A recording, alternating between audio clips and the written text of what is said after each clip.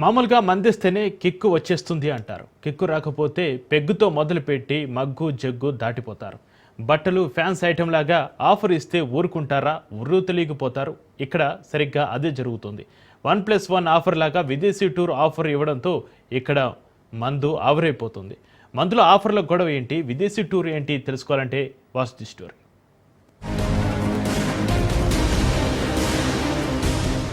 ఏపీలో వైన్ షాపులను దక్కించుకోవడానికి మద్యం వ్యాపారులు లక్షల్లో వెచ్చించారు. కొన్ని చోట్ల ఎంతో కష్టపడి షాపులను ఏర్పాటు చేసుకున్నారు. కానీ ఆశించిన స్థాయిలో అమ్మకాలు జరగడం లేదు. దీంతో ఆఫర్లు ప్రకటిస్తూ మందుబాబులను వ్యాపారులు ఆకర్షిస్తున్నారు. తాజాగా కాకినాడలో ప్రకటించిన ఆఫర్ వైరల్ అవుతోంది.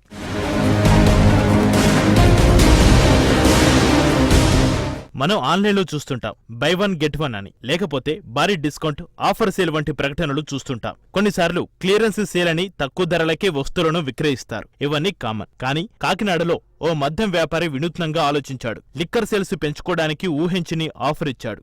దీంతో మందుబాబులు తమ అదృష్టాన్ని పరీక్షించుకుంటున్నారు. కాకినాడలోని వినాయక వైన్స్ నిర్వాహకులు వినూత్న ఆఫర్ ప్రకటించారు. మందు తాగండి, థాయిలాండ్ వెళ్ళండి అంటూ ఫ్లెక్సీ ఏర్పాటు చేశారు. తమ దుకాణంలో అన్ని రకాల బ్రాండ్లు దొరుకుతాయని, మద్యం కొన్న వారికి టోకెన్లు ఇస్తామని ప్రకటించారు. కావలసిన బ్రాండును తాగడమే కాదు, ఫ్రీగా థాయిలాండ్ వెళ్లే అదృష్టాన్ని పరీక్షించుకోండి అంటూ ఆఫర్ ఇచ్చారు. కానీ మద్యం వ్యాపారుల తీరుపై మహిళలు ఆగ్రహం వ్యక్తం చేస్తున్నారు. మద్యం సేల్స్ ఆఫర్ పెట్టడం వల్ల మద్యం బాబులను ప్రోత్సహించినట్లు అవుతుందని మహిళలు మండిపడుతున్నారు. మద్యం షాపులు అమ్మేవాళ్ళు ఒక లాటరీ పద్ధతుల్లో ప్రతి షాపుల దగ్గర మీరు ఎంత తాగుతారో, ఎక్కువగా ఎవరు తాగుతారో వాళ్ళని బొంబాయికి, థాయిలాండ్కి, సింగపూర్కి తీసుకెళ్తామని టార్గెట్లు పెట్టి ఎక్కువ మద్యం తాగించే పని చేస్తున్నాయి.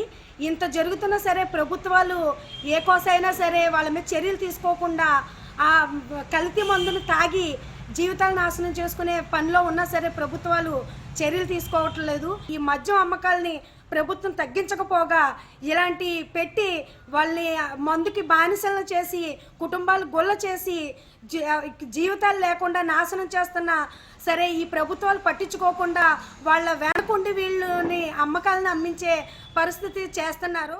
ఏపీలో చాలా చోట్ల మద్యం షాపులకు టెండర్లు వేసిన వారు బయట నుంచి అప్పు తెచ్చి పెట్టుబడి పెట్టారు. సిబ్బంది జీతాలు, షాపు నిర్వహణ ఖర్చులు అన్ని కలిపి నెలకు ₹1,00,000 వరకు అవుతున్నాయని వ్యాపారులు చెబుతున్నారు. ఆ ఖర్చులని పోను లాభాలు రావాలంటే అమ్మకాలు భారీగా ఉండాలి. ఏదో ఆశించి టెండర్లు వేశామని, కానీ అనుకున్న స్థాయిలో అమ్మకాలు లేవని వ్యాపారులు వాపోతున్నారు. అందుకే లాభాలు రాకపోయినా పర్వాలేదు, కనీసం పెట్టిన పెట్టుబడి వచ్చినా చాలని ఇలాంటి ఆఫర్లు ఇస్తున్నట్టుగా మద్యం దుకాణాల నిర్వాహకులు చెబుతున్నారు.